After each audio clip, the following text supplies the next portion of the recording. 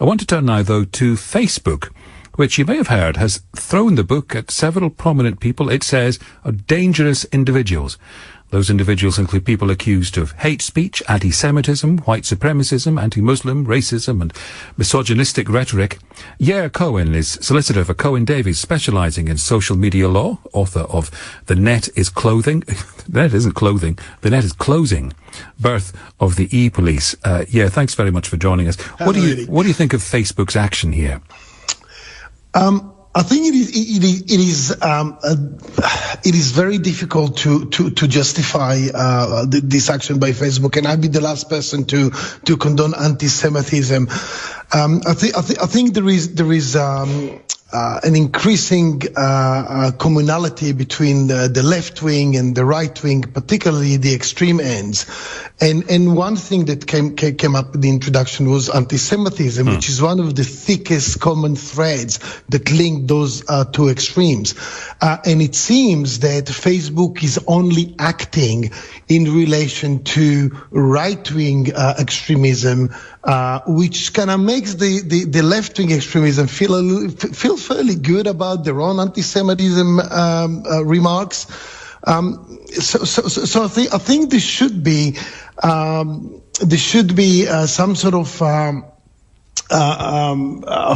fairness brought into this whole process, because what is happening now is the far right is becoming more extreme. The left it's becoming more extreme in their own ways. And what is Facebook is doing doesn't really help anyone. It's kind of sort of dividing. Doesn't help anyone. No, I don't think it does, because I don't see anti-Semitism, for example, being reduced in any way, shape, or form by excluding right-wing extremists from Facebook. In fact, I think that is quite likely to increase anti-Semitism. First, because the right wing will of course continue doing what they're doing on other platforms, whilst the left wing will feel that their form of anti-Semitism is acceptable because, hey, right, Facebook says it's okay. I mean, I take your point that this doesn't go far enough, but I'm intrigued if your analysis is that by banning, whether they're left or right, if you ban anti-Semitic comments or anti-Muslim comments or whatever, sure, if you ban them, they just turn up elsewhere. Then that means what? Facebook shouldn't do anything, or just ban everybody? No, I've been advocating for many years for better policing of the internet. Well, isn't that what this is?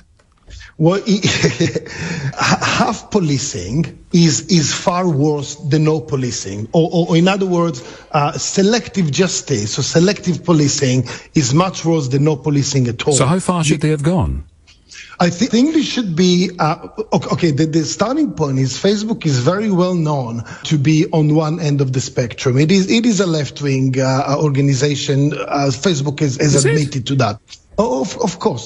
But Facebook has admitted to not having sufficient political diversity within the organization. My concern is that taking selective action against one group of people is going to result in developing a resentfulness, anger, and at the same time developing a sense of we are doing absolutely fine on the other side of the spectrum. Well, maybe this is just a start.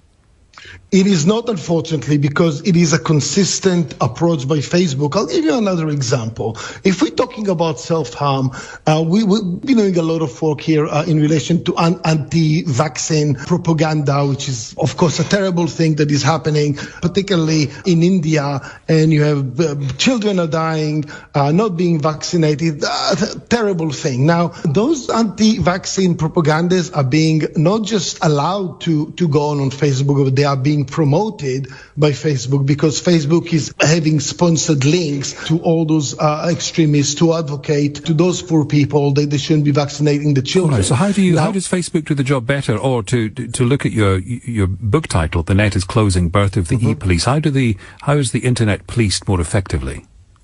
I think there should be a third party. There should be an impartial body that either advises Facebook and other popular social media organizations, acting almost as a mediator without any political affiliation, and giving that sort of advice in an impartial way, in a fair way, in a way that will be acceptable to both parties. I think if that, it could be something that is coming from governments, or it could be a body that is being established. Governments help control the internet. Government will eventually, like it or not, will police the internet. I think it is inevitable, and we've just had a white paper coming out a couple of weeks ago with the government saying we are going to set up a regulator. Well, regulation's one thing, but deciding who gets to speak is another, isn't it? I mean, that's slightly different. It's not, because regulation is about about judging how responsible or irresponsible social media companies are being. All right. Okay. All right. Yeah. Thanks so much for that. Really appreciate it. Yair Cohen, solicitor for Cohen Davis, and author of "The Net is Closing: Birth of the E-Police." My forthcoming book is "The Net is Clothing," which is a whole different thing, which I'll tell you about next week. Now it's 4:48. The news from Lisa Aziz. The leader of the